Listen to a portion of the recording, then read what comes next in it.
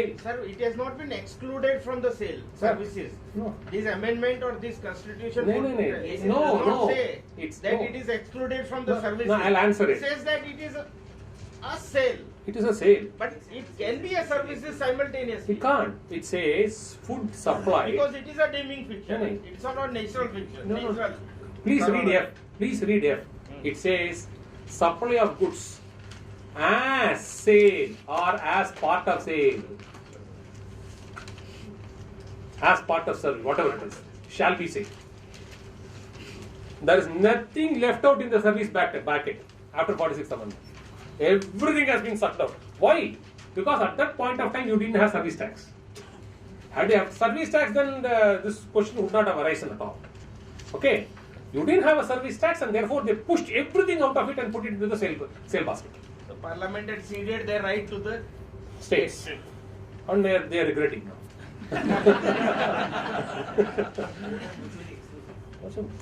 Absolutely. Both are mutually exclusive. And they now devise a valuation rule.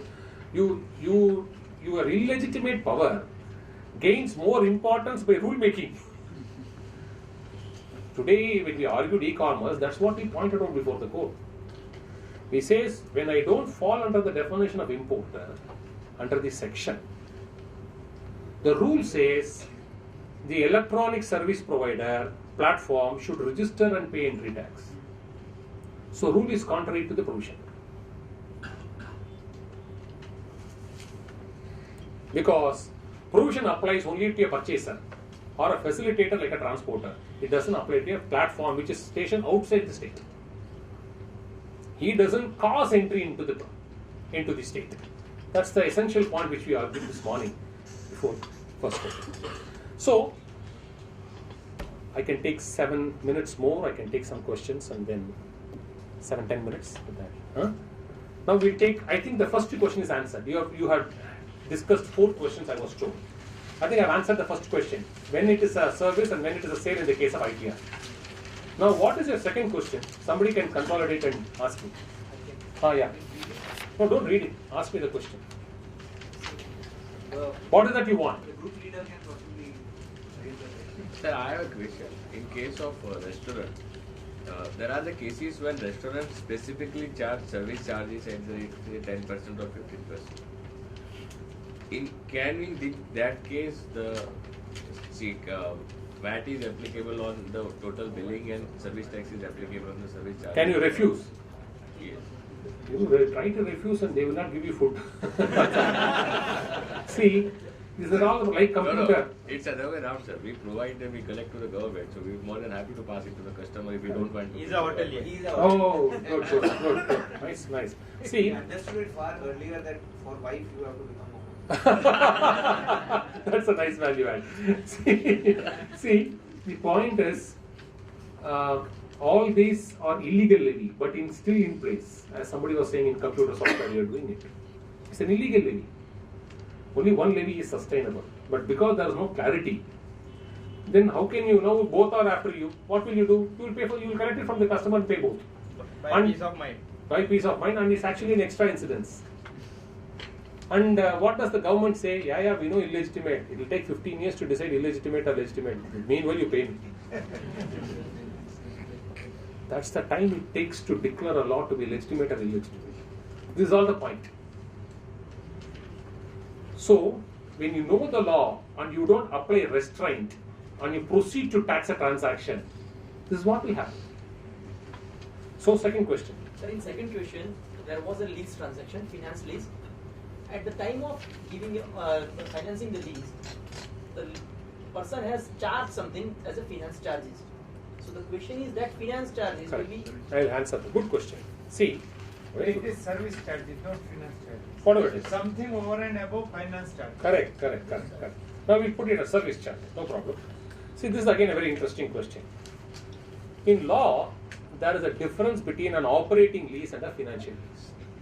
All of your chartered accountants, I don't have to teach you to climb Mount Everest. Huh? So I can hold your hand and climb. But I still have to tell you this. This is what Supreme Court has understood it correctly also. Now, what is the difference between an operating lease and a finance lease? The leasing company acquires the asset, holds it as its assets, rents it to you for a consideration and transfers the generator to you. One generator is there. It buys a generator, gives it on lease, control and possession to you, charges monthly rent. Operating lease liable to sales tax. Now in finance lease, what you do, you come to the finance company, look here, I have purchased a generator. I don't have money. I'll hypothecate it. Better give me money. Ownership is with you. Because of hypothecation, ownership does not transfer. So there, it is a pure financial arrangement. Principal plus interest plus processing charges. This is how Supreme Court says in that associated leasing finance. These are the three major components. Now, principal cannot be taxed. The service charges and the interest are nothing but a consideration for rendition of the financial loan. There is no transfer of right to use machine. Because there is no transfer. You are the owner. It is a pure and simple financial transaction liable only to service tax. An operating lease is liable to sales tax. A financial lease is liable to service tax. Even in operating is suppose 10,000 rupees is charged as a service charges or administrative charges, it would be liable as a VAT. Only VAT. It all merges to the principal transaction. Okay, that's the second question. Third. What happened to my I paper? think third is already answered. Third is answered. Okay. Fourth, I think, Answered. not answered. Okay. Ask me. What is the fourth question? Fourth is that you bought a AC for let's say 35,000 rupees, and he also charges standard installation charges of rupees 1,500. Therefore, what you have to pay is 36,500. Correct. He raises an invoice of a cumulative amount 36,500, and on that he charges VAT. And but both it is He pays VAT on they, 35,000. in fact He's right. the 1,500 rupees is also some particular goods are involved. No, it's not a works contract. It's Beautiful. about contract. No, it's not a works contract. See, what is the difference between a works contract and a service and a sale contract involving some service? That difference has to be highlighted. And what is a pure service contract even today involving property? I'll tell all the three. All the three. A works contract, a building is a works contract. Why? Both material and sweat passes together to form the building. No problem. But in a AC installation contract, the AC machine has already come into place. You don't transfer an AC machine through accretion. It is already in place. What you brought is an AC machine. What you install is also AC machine. So you only do the installation at his convenience. You can also install it yourself. So that installation does not make it into a works contract. Even if it makes it into a works contract, that 1,500 rupees will still be only service charges, not liable to VAT. So that 1,500 has to only suffer service charges. So I have a question though. In this case, I think the fact was that 1,500 installation was under a separate installation contract. Even if you have it as a composite. In the course of installation, there are some goods which are being transferred, maybe your ducts or pipes. Correct. So Correct. why is dominant Yes. nature test? No. not There you are right. Beautiful. Further improvement. That 35,000 rupees is chattel go chattel. Yes. This 500 rupees is simply putting labor, fixing it and putting nuts here, bolts here. Then it is a pure service. But if you are going to pass duct and all for 1,500 rupees, I doubt what sort of a duct you will pass. Anyhow, you will presume duct are passing. Never mind. If you are passing a property, that 1,500 rupees becomes a works contract. An independent works contract. For that 1,500 rupees. All turnkey job has a sale contract followed by a service contract followed by a works contract. It's happened. So that 1,500 rupees you knock off the goods portion and the service portion. 1,200 rupees for cut, 300 rupees for labor. All right. And if we go for composition for that 1,500 under service tax, will the department say that you add the value of AC? AC also they will say, but that's not right. They will say anything. Otherwise, we'll all be jobless. They should say. We should all pray. We should say, 38, why this 38,000? Whatever AC is there in the shop is all yours. All the merrier. They can't say in law. It's chattel co chattel. Absolutely. And the last one is a pure service contract. What do you mean by pure? I've succeeded in 3 high courts. We are now going to Rajasthan. Heart transplant. Advocate, no service, disservice. So, we recently got a stay for all senior advocates on forward charge. Okay, how? They stood up and said, "My Lord, Parliament is unfortunately recognizing us as service providers." Oh my God, they are calling you service providers? Stay. Disservice providers. Never mind. Disservice provider only for the purpose of Finance Act, not otherwise. Now, heart transplant. See, what we succeeded was this. In BSNL, a beautiful carve-out has been made by Justice Her Ladyship Rumapan, one of the greatest judges the country has seen. Only her mind can do all this. What did she say? In spite of the definition of works contract, there are still some contracts which can fall in the realm of service contracts, even though property is passing. What are those contracts? When the doctor is diagnosing you, he gives you a pill, or you consume it before you zoom down, seeing my bill.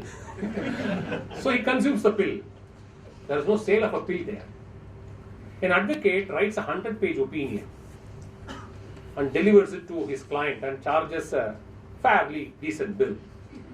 You can't say it's a works contract because you are transferring paper. A judgment of the High Court.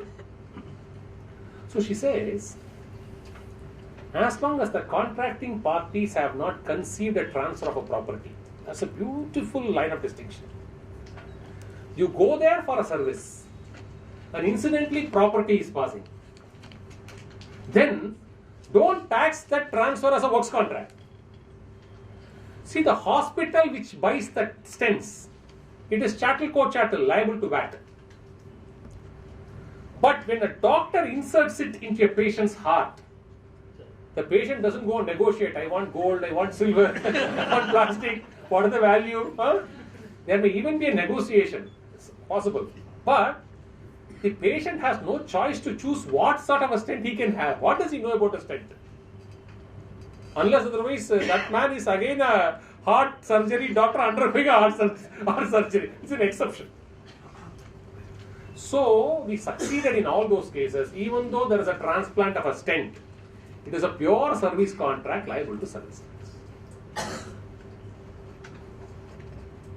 Okay. So 1 hour, whatever little justice I could do for my delayed 1 year visit to this place. But it is really excellent. Thank you so much. It's a pleasure to have address to all of you. I find a lot of women here. I offer my special respect to each one of you because our country celebrates women in its best way. And in spite of all your encouragement, your empowerment and all those great deeds which you are going to do in future, always we pray to each one of you to be the best mothers, the best daughters-in-law and the best wives. So that Indian culture has always passed and cherished and not retained only through women of India. The cultural values of a country depends on how the woman lives in that point of time. It's my best wishes to each one of you. Thank you so much. Before we give a vote of thanks to sir, I request sir to give your blessings to a group leaders who has done a Herculean task. So I request. Yes, sir. Yeah. Chandesh bhai, Mundra.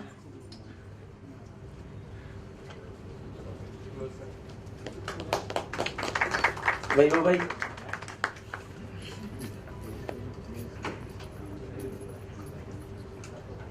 Sir, in a very short time, they have done this, lead the groups. Ruchita?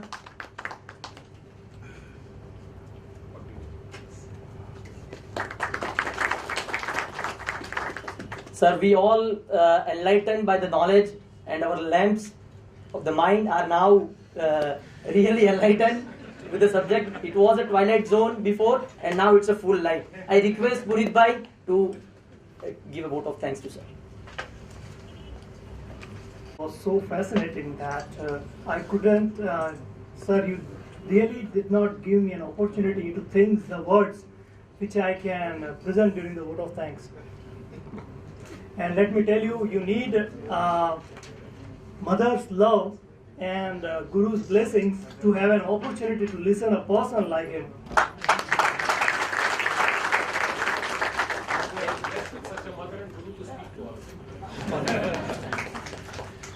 On behalf of an Ahmedabad branch and this group, I really have an opportunity to present a thanks to you, sir. We are really thankful to you and that you came here and gave us such a so beautiful lecture that we will remember for the entire life.